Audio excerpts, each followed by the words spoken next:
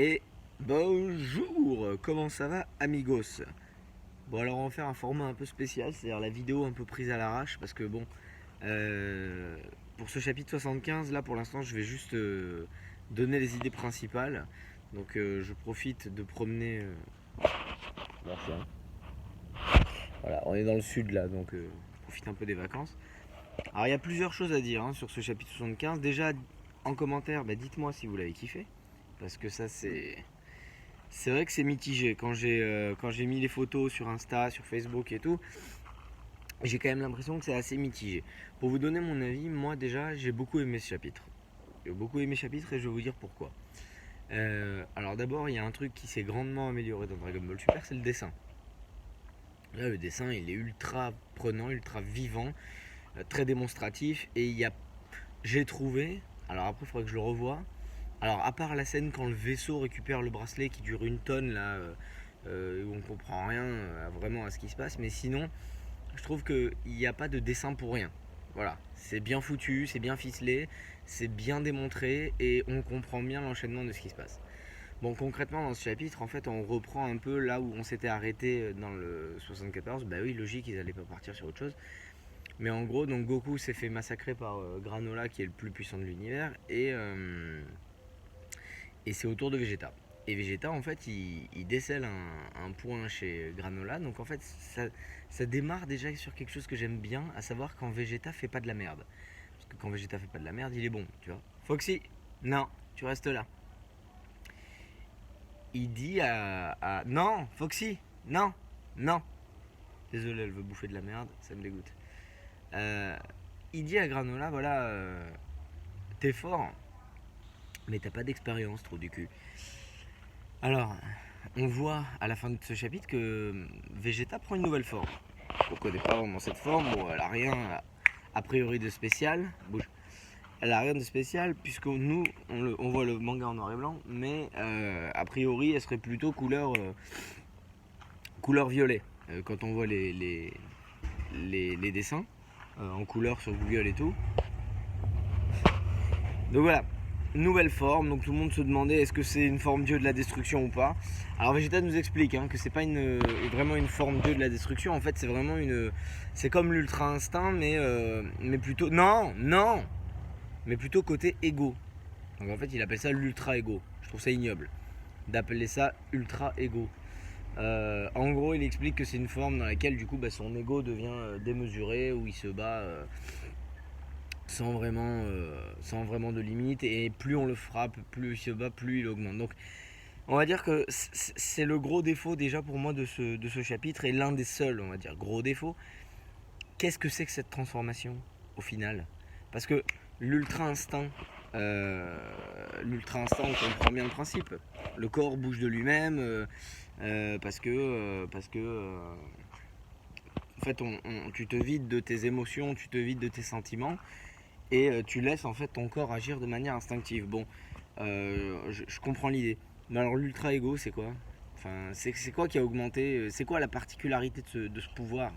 Il est juste devenu un petit peu plus fort. En fait, c'est un power-up, quoi. C'est un power-up.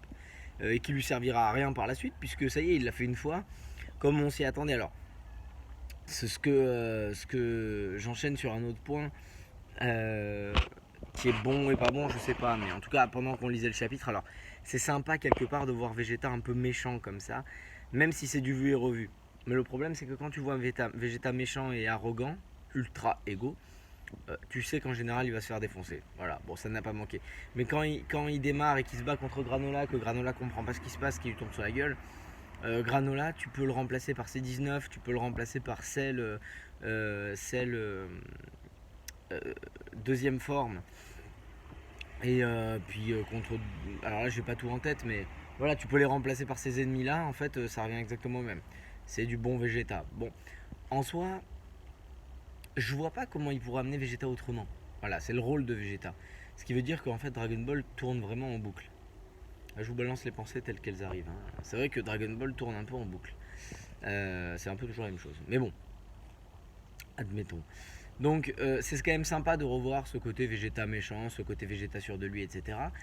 Ce qui est étonnant, en fait, c'est que du coup, étant donné que Vegeta, bah, c'est un peu un connard dans ce chapitre au début, même qui dit à Granola, alors, tu sais, à un moment, il prépare une énorme boule de ki et il dit alors, tu vas prendre le risque de laisser ta planète exploser. Ça, les seuls qui l'ont fait, bah, c'est Vegeta quand il était méchant au début contre Goku, mais également Freezer contre Goku, mais également Cell contre Goku, donc les méchants en fait. Ce qui fait qu'en fait, là, c'est limite Granola le gentil dans l'histoire. Attendez. Foxy, stop. T'as un terrain là, joue. T'as un terrain de pétanque. Joue à autre chose que la pétanque. Bon.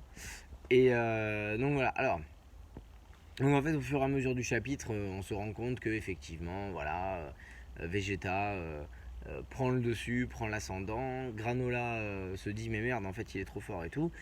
Et bien sûr, il y a un moment donné, il y a un changement de situation. Et Granola en fait dit écoute, c'est pas parce que j'ai dit que t'étais balèze que en fait tu vas gagner quoi. Alors, il y a aussi un truc, par contre, qui serait peut-être non, qui serait intéressant de connaître, c'est que en fait, pendant le chapitre, au final, ça parle un peu de la forme Dieu de la destruction, mais on n'en sait pas beaucoup sur cette forme. On sait pas trop. Alors, on comprend que Vegeta, au final, n'a pas atteint la forme Dieu de la destruction, qui n'est pas une forme, qui est plutôt un statut. Bah d'ailleurs, il n'utilise jamais le Hakai, sinon le combat aurait été fini rapidement. Quoique Vegeta, lui, il aime bien faire durer en longueur, il aime bien humilier ses adversaires. Mais du coup, il explique que la forme dieu de la destruction, elle est innée, etc. Donc en fait, ce qui serait peut-être intéressant, ce serait de ça, enfin, en fait, ce serait peut-être d'en connaître un petit peu plus sur Beerus directement, parce que Beerus, lui, ben, comment il est devenu dieu de la destruction? Est-ce que c'était un Saiyan avant? Non, je déconne bien sûr, mais ce serait quand même intéressant de savoir plus. Alors, la forme que Vegeta a atteint, si vous suivez mes vidéos, enfin si vous suiviez, parce que c'est vrai que cette année j'ai pas été du tout actif, mais quand il y avait les derniers chapitres avec Moro, je vous disais que chaque personnage a une forme à un moment donné qu'il atteint, qui lui correspond. Et j'avais dit, bah, Vegeta, quand il était revenu de chez de la planète Yardra, je vous avais dit, il va revenir avec une nouvelle forme qui lui est propre. En fait, j'avais juste un peu d'avance. Mais Vegeta a maintenant sa propre forme. La forme qui lui est propre, sa nouvelle évolution, quoi.